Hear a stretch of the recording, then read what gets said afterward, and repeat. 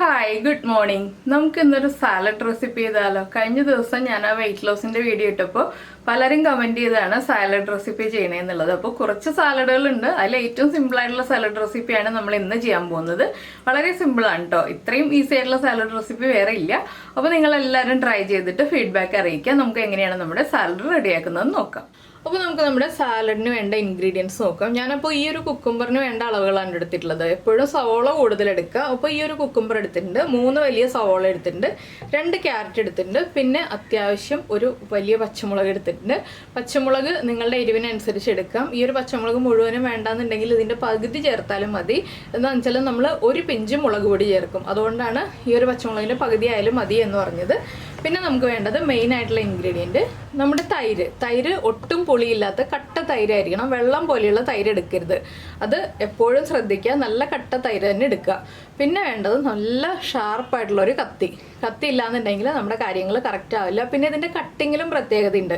നമ്മൾ എത്രത്തോളം നൈസായിട്ട് കട്ട് ചെയ്യുന്നോ അത്രത്തോളം നമ്മുടെ സാലഡിന് ടേസ്റ്റ് കൂടും. എന്താണെന്ന് വെച്ചാൽ തിക്കായിട്ട് കട്ട് ചെയ്തിട്ടുണ്ടെങ്കിൽ ആ സാലഡ് കഴിക്കാൻ അത്ര സുഖം ഉണ്ടാവില്ല. അതുകൊണ്ടാണ് ഞാൻ നൈസായിട്ട് കട്ട് ചെയ്യുന്ന കാര്യം പറഞ്ഞത്. അപ്പോൾ നമുക്ക് നമ്മുടെ കട്ടിങ് സ്റ്റാർട്ട് ചെയ്യാം. കട്ടിങ് ഞാൻ കാണിച്ചു തരുന്നതിൻ്റെ കാര്യം എന്താണെന്ന് വെച്ചാൽ നിങ്ങൾ ഇതുപോലെ കട്ട് ചെയ്തെടുത്തിട്ടുണ്ടെങ്കിൽ നിങ്ങൾക്ക് നല്ല രീതിയിൽ സാലഡ് കഴിക്കാം. അല്ലെങ്കിൽ ഞാനപ്പോൾ വെജിറ്റബിൾസ് ഒന്നും കട്ട് ചെയ്യുന്നത് കാണിക്കാറില്ല. ഈ ഒരു സാലഡിൽ മാത്രമല്ല, ഞാൻ എല്ലാ സാലഡിലും കട്ട് ചെയ്യുന്നത് കാണിക്കാം കേട്ടോ, ഏത് രീതിയിലാണ് ഞാൻ കട്ട് ചെയ്യാറുള്ളത് എന്നുള്ളത്. അപ്പോൾ നിങ്ങൾക്ക് ഇഷ്ടമുള്ള രീതിയിൽ കട്ട് ചെയ്യൂ, പക്ഷേ ഒട്ടും തിക്നെസ് ഇല്ലാതെ കട്ട് ചെയ്തെടുക്കുന്നതാണ് എപ്പോഴും നല്ലത്. അപ്പോൾ നമുക്ക് ആദ്യം കട്ടിങ് സ്റ്റാർട്ട് ചെയ്യാം. ഞാൻ ഈ സവോളയൊക്കെ കഴുകി വെള്ളത്തിലിട്ടിരുന്നതാണ്, ക്യാരറ്റും വെള്ളത്തിലിട്ടിരുന്നതാണ്. പക്ഷേ ക്യാരറ്റ് പീൽ ചെയ്തിട്ടില്ല, ക്യാരറ്റ് പീൽ ചെയ്തെടുക്കണം. സവോള ഒന്നും ഇനി ഒന്നും ചെയ്യാനില്ല. കുക്കുംബറും കഴുകി വെച്ചിരിക്കുന്നതാണ്, കുക്കുംബറിൻ്റെ തൊലിയൊന്നും നമ്മൾ മാറ്റില്ല. അപ്പോൾ നമുക്ക് ആദ്യം സവോള സ്ലൈസ് ചെയ്തെടുക്കാം. അപ്പോൾ നമ്മൾ ആദ്യം സവോളയിലാണ് സ്റ്റാർട്ട് ചെയ്യുന്നത്. സവോളയുടെ ഈ നടുക്കുള്ള സെൻറ്റർ പോർഷൻ ഉണ്ടല്ലോ, അത് ആദ്യം കട്ട് ചെയ്ത് മാറ്റുക. അത് ഞാൻ ഇങ്ങനെയാണ് കട്ട് ചെയ്യുക കേട്ടോ, കുറച്ച് ഇങ്ങോട്ട് കയറ്റി കട്ട് ചെയ്യാണ് ചെയ്യുക. നമ്മൾ സ്ലൈസ് ചെയ്തെടുക്കുമ്പോൾ ഈ ഒരു പോർഷൻ കളയുകയാണെങ്കിൽ നമുക്ക് എളുപ്പമായിരിക്കും. അപ്പോൾ ഇതൊരു പാത്രം എടുത്ത് അടുപ്പിച്ച് വെക്കുക. നമുക്ക് അങ്ങോട്ടും ഇങ്ങോട്ടും നടക്കാതിരിക്കാൻ വേണ്ടി എളുപ്പത്തിന് ഒരു പാത്രം എടുത്ത് അടുപ്പിച്ച് വെക്കുക. ഇനി നമുക്കൊരു സ്ലൈസർ എടുക്കാം. സ്ലൈസർ എടുത്തിട്ട് കുറച്ച് സമയം ഞാൻ കൈ ഉപയോഗിച്ചാണ് കേട്ടോ സ്ലൈസ് ചെയ്തെടുക്കുന്നത്. അപ്പോൾ ഇതുപോലെ സ്ലൈസ് ചെയ്യാം. ഒരു പാത്രത്തിൽ കുറച്ച് വെള്ളം എടുത്ത് അടുപ്പിച്ച് വെക്കുക കേട്ടോ. ഇത് കണ്ടോ, ഇതുപോലെ നൈസായിട്ടാണ് ഞാൻ സ്ലൈസ് ചെയ്തിരിക്കുന്നത്. ഇത് കണ്ടോ, ഏറ്റവും നൈസായിട്ട് സ്ലൈസ് ചെയ്തെടുക്കുക. ഇതിനി നമ്മളൊരു പാത്രത്തിൽ കുറച്ച് വെള്ളം എടുത്തിട്ടുണ്ട്. ഈ വെള്ളത്തിലേക്ക് ഇട്ട് വയ്ക്കുക സവോളയുടെ ആ ഒരു എരിവ് പോകാൻ വേണ്ടിയിട്ടാണ് നമ്മളിങ്ങനെ വെള്ളത്തിലിട്ട് വയ്ക്കുന്നത്. സവോള മുഴുവൻ സ്ലൈസ് ചെയ്ത് വെള്ളത്തിലിടാം, അതിനുശേഷം നമുക്ക് ബാക്കിയുള്ള കാര്യങ്ങൾ പറയാം. അപ്പോൾ ഇതൊരു ടിപ്പാണ്, നമ്മുടെ സാലഡിൻ്റെ ആ ഒരു സവോളയുടെ കുത്തൽ കുറയ്ക്കാനുള്ള ടിപ്പാണിത്.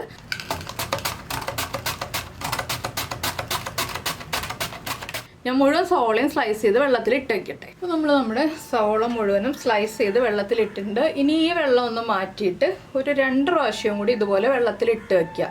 അതിനുശേഷം നമ്മൾ സാലഡ് മിക്സ് ചെയ്യുമ്പോൾ മാത്രമേ വെള്ളത്തിൽ നിന്ന് മാറ്റിയെടുക്കുള്ളൂ. അപ്പോൾ ഞാനിത് വെള്ളം മാറ്റിയിട്ട് വേറെ വെള്ളത്തിൽ ഇട്ട് വയ്ക്കട്ടെ. അതിനുശേഷം നമുക്ക് ക്യാരറ്റ് സ്ലൈസ് ചെയ്തെടുക്കാം. ഇനി നമ്മുടെ ക്യാരറ്റ് നമുക്ക് സ്ലൈസ് ചെയ്തെടുക്കാം. ക്യാരറ്റ് സ്ലൈസ് ചെയ്യുമ്പോഴും തിന്നായിട്ട് സ്ലൈസ് ചെയ്തെടുക്കുക.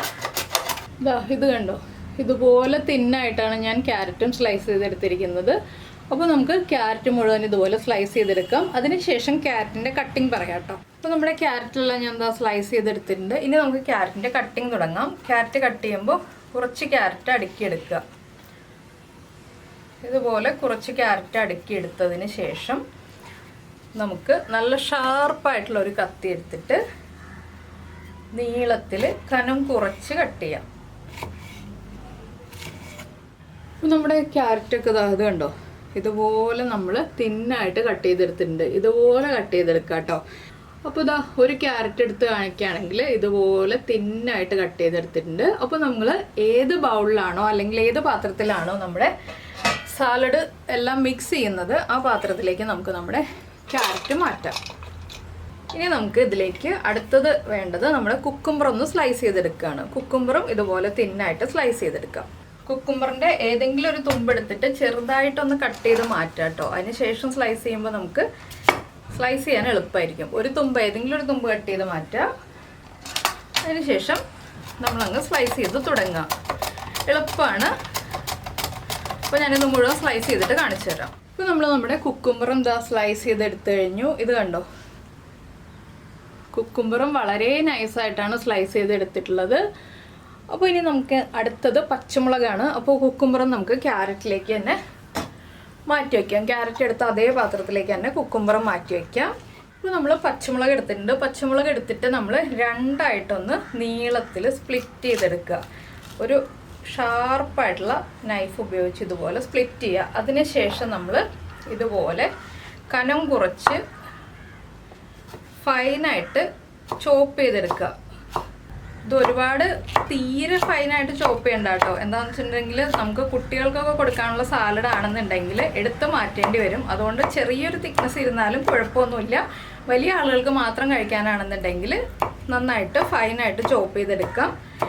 അപ്പോൾ ഒരു പച്ചമുളക് നിങ്ങൾക്ക് കൂടുതലാണെന്നുണ്ടെങ്കിൽ ഞാൻ നേരത്തെ പറഞ്ഞതുപോലെ പകുതി പച്ചമുളക് ചേർക്കാം. ഇനി നമുക്ക് ഈ പച്ചമുളകും കൂടി നമ്മുടെ ഈ ഒരു ക്യാരറ്റും അതുപോലെ തന്നെ കുക്കുംബറും എടുത്തു വെച്ചിരിക്കുന്ന പാത്രത്തിലേക്ക് ആഡ് ചെയ്ത് കൊടുക്കാം. അപ്പോൾ നമ്മുടെ കട്ടിങ് എല്ലാം കഴിഞ്ഞു. ഇനി നമുക്ക് ഇതിലേക്ക് സവോള ഒന്ന് അരിപ്പയിലേക്ക് അരിച്ചെടുത്തിട്ട് ചേർക്കാം. സവോളയിൽ വെള്ളം ഉണ്ടാവാൻ പാടില്ല, അതുകൊണ്ടാണ് അരിപ്പയിലേക്ക് അരിച്ചെടുത്തിട്ട് ചേർക്കാം എന്ന് പറയുന്നത്. അപ്പോൾ ഞാൻ അരിച്ചെടുത്തിട്ട് വരട്ടെ. അപ്പോൾ നമ്മുടെ സാലഡ് മിക്സ് ചെയ്യാൻ പോവാണ്. ഞാൻ ഇതുപോലെ സവോള ഒരു സ്ട്രെയിനറിൽ എടുത്ത് വെച്ചിട്ടുണ്ട് വെള്ളം പോകാൻ വേണ്ടിയിട്ട്. ഇനി നമുക്ക് ഇതിലേക്ക് ആവശ്യത്തിന് ഉപ്പ്, ഒരുപാട് ഉപ്പായി പോകരുത്, ചെറിയൊരളവിൽ ഉപ്പ് ചേർക്കുക. നമുക്ക് മിക്സ് ചെയ്ത് കഴിഞ്ഞിട്ട് ഉപ്പ് ആവശ്യമാണെങ്കിൽ ചേർത്ത് കൊടുക്കാം. ആദ്യം കുറച്ച് ഉപ്പ് മാത്രം ചേർക്കുക. പിന്നീട് ഞാൻ ചേർക്കുന്നത് നല്ല എരിവുള്ള മുളക് പൊടിയാണ്. നിങ്ങൾക്കിത് വേണമെങ്കിൽ സ്കിപ്പ് ചെയ്യാം കേട്ടോ. ഞാൻ എപ്പോഴും ചേർക്കാറുണ്ട് എരിവുള്ള മുളക് പൊടി, ഒരു 2 പിഞ്ച്, ഇത്രയും മതി. പിന്നെ അടുത്തതായിട്ട് നമ്മൾ ചേർക്കുന്നതാണ് നമ്മുടെ തൈര്. തൈരിന് പ്രത്യേകിച്ച് അളവൊന്നും പറയാനില്ല. മിക്സ് ചെയ്ത് വരുമ്പോൾ നിങ്ങൾക്ക് എത്രത്തോളം തൈര് വേണമോ അത്രത്തോളം തൈര് ചേർക്കാം.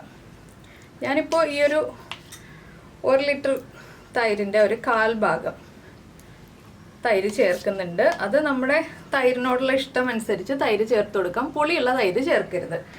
ഇനി നമുക്ക് ഇതൊന്ന് ആദ്യം മിക്സ് ചെയ്യാം. അതിനുശേഷം നമ്മുടെ സവോള കുറച്ചായിട്ടിട്ട് മിക്സ് ചെയ്തെടുക്കാം. എന്താണെന്ന് വെച്ചാൽ നമ്മൾ എല്ലാം ഒരുമിച്ച് ചേർത്ത് മിക്സ് ചെയ്യുമ്പോൾ മിക്സ് ചെയ്യാൻ ബുദ്ധിമുട്ടായിരിക്കും. പിന്നെ മിക്സ് ചെയ്യാൻ എടുക്കുന്ന പാത്രം എപ്പോഴും ഒരു വലിയ പാത്രത്തിൽ മിക്സ് ചെയ്യുക. ചെറിയ പാത്രത്തിൽ മിക്സ് ചെയ്യാൻ നമുക്ക് നല്ല ബുദ്ധിമുട്ടായിരിക്കും. അപ്പോൾ ഇത് കുറച്ചായിട്ട് ഒന്ന് ഇളക്കി മിക്സ് ചെയ്തതിന് ശേഷം നമ്മുടെ സവോളയും കൂടി കുറച്ച് ആഡ് ചെയ്യുക.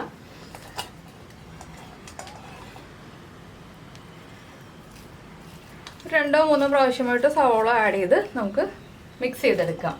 അപ്പോൾ ഞാനിതെല്ലാം മിക്സ് ചെയ്തെടുക്കട്ടെ. അപ്പോൾ നമ്മുടെ സാലഡ് നന്നായിട്ട് മിക്സ് ആയി കഴിഞ്ഞു. ഇനി നമ്മൾ ഉപ്പ് ചെക്ക് ചെയ്യുക. ഉപ്പ് കുറവാണെങ്കിൽ ഉപ്പ് ആഡ് ചെയ്ത് കൊടുക്കുക. അതുപോലെ തന്നെ എരിവ് കുറവാണെങ്കിൽ 1 പിഞ്ചും കൂടി മുളക് പൊടി ചേർത്ത് കൊടുക്കുക. ഇതുപോലെ തന്നെ കഴിക്കാം. പിന്നെ നിങ്ങൾക്ക് വേണമെങ്കിൽ ഫ്രിഡ്ജിൽ വെച്ച് തണുപ്പിച്ചിട്ട് കഴിക്കാം. അത് നിങ്ങളുടെ ചോയ്സ്. അപ്പോൾ നിങ്ങൾക്ക് ഈ ഒരു റെസിപ്പി ഇഷ്ടമായി എന്ന് വിചാരിക്കുന്നു. നിങ്ങൾ വളരെ സിമ്പിളായിട്ടുള്ള ഈ ഒരു സാലഡ് അറിയാത്ത ആളുകൾക്ക് വേണ്ടി മാത്രമാണ് കേട്ടോ ഞാൻ ചെയ്തത്. കുറേ പേര് ആവശ്യപ്പെട്ടിട്ടുണ്ടായിരുന്നു ഈ ഒരു സാലഡിൻ്റെ റെസിപ്പി. അപ്പോൾ ഇനി നമുക്കിതൊരു സെർവിങ് ബൗളിലേക്ക് മാറ്റാം.